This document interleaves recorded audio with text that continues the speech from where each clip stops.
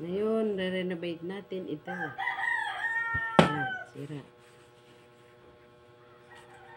Ayan, para siyan. Kasi ayos pa naman siya. Oh. Ganda pa. Pinatahi pa. Tahi pa yan. Tahi pa siya. Hanggang dyan sa loob. Kaya maganda talaga siya. Hindi siya kaya lang ito ang problema. Kaya aayusin natin. Wait lang kayo dyan. Oh. Ayan ang ebidensya.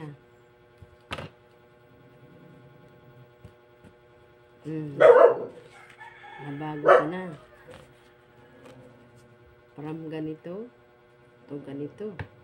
Tingnan niyo po ang pagkakaiba.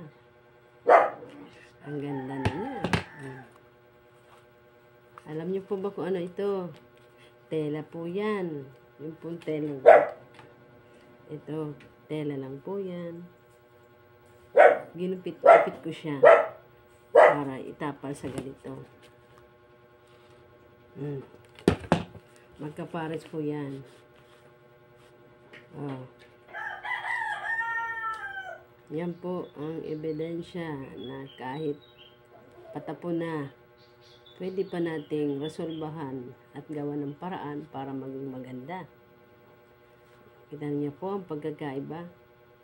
Yan po ay aking napag-isipang ayusin para mapakinabangan pa.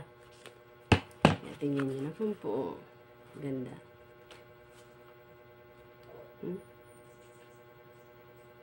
Ayos. Ganito lang po ang gagawin natin yan. Hindi ko po naipakita yung una kong gawa dito. Hindi ko naipakita. Pero ang ganda po. Ganda ng aking gawa. Una, gagantuhin lang po natin yan. Lalagyan natin ng karayom dito para hindi siya pag hinihila, pag tinatahi. Ganyan po yan. Tapos, ganyan po. Gaganyan lang po yan. Tatahi na po natin yan. Sa totoo lang po ay hindi rin po ako marunong magtahi. Yan po ang katotohanan, pero natuto po ako magtahi. Dahil lang sa kamay. Tahi lang sa kamay. Malabo na nga rin ang aking mata para ilagay dito sa karayom. Tingnan niyo po kung aking gagawin. Hindi ko po naipakita yung una kong gawa dahil inaano ko po yung oras ko. Kaya ang papakita ko na lang po ngayon ay yung isa na lang. Ganito po yan. Tatahi po natin dito. Sa kabila. Napakasimple lang pong gawin. Tinatahi-tahi lang. Para mapakinabangan naman natin kahit patapo na. Pwede pa naman. Ayos na ayos pa itong pansimba. Susuotin natin ito sa linggo para pansimba. Ayos na ayos pa. Kakasayang kasi maganda pa ang ano niya, paka sandals. Tapos tinahi pa siya. Nung binili ko siya, nakatahi na po talaga siya. Nakakapang hinayang itapon. Kaya ang ginawa ko, ginanito ko na lang siya. Ginawa ko ng paraan para masuot ko uli siya. Kasi ang ganda niya pag sinusuot. Feeling ko sexy ako. Feeling ko sexy ako. Pag mga ibang klase po talaga pagka ang suot natin ay may takong. Kahit hindi po tayo sexy, nagiging feeling sexy tayo. Hindi po ba? Ayan. Tapos na yung isa. Naman natin ang isa. Sa kabila naman po, alisin natin yung karayom na inilagay natin. Yan lang po yan. Simpleng-simple lang ginagawa natin. para mapakinabangan pa natin uli ang ating mga gamit. Sa mga nanonood po dyan, kung halimbawa mayroon kayong ganito na gamit na patapuna, ganito lang po ang gawin nyo. Hanapan nyo ng paraan na maging maayos, maging maganda at para masuot nyo po uli. Gawa nyo lang ng paraan. Katulad ko, ginawa ko ng paraan ang aking sandals para magamit ko pa uli. Kasi sayang din naman. Pwede pa naman siyang gawa ng paraan. Katulad ng ginagawa ko. Budget tips lang po ito. Sayang naman.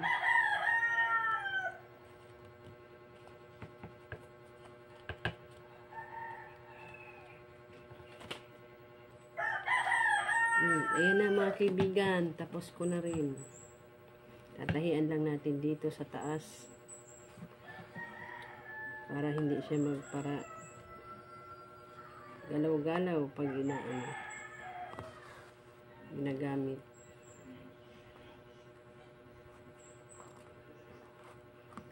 Tatahian lang natin siya dito.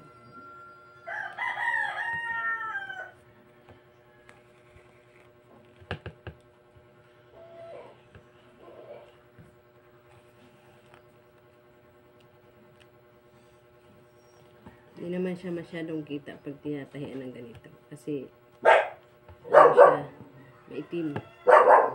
Itim din yung tela. Hindi kita yung pagtahi, yung tahi niya.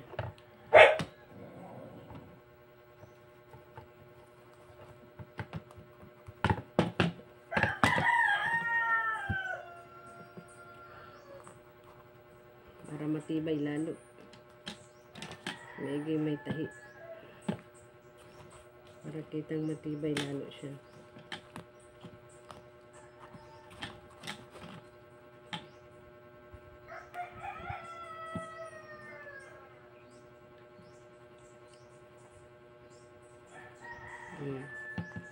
Tapos ko na siya mga kaibigan. Sa mga gustong magganito, gayahin nyo lang po.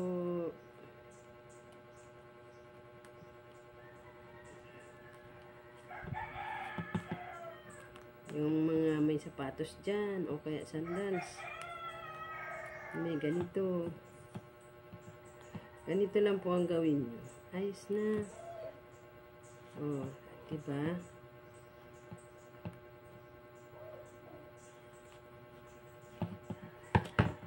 May sandals na akong pansimba ulit.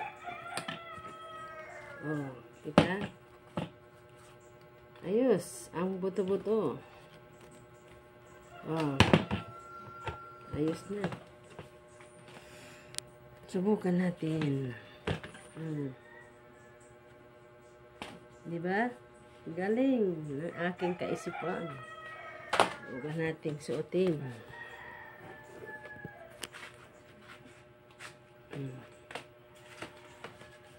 Oh, diba? Ganda. Pasensya na po kayo sa aking daliri sa paa. Diba? Ganda. Pasensya niya sa daliri ko sa paa at yan po ay natuklap ang daliri pagpalinis ng kuko. Oh, ang ganda po, di ba? Ganda. Yan. Thank you for watching.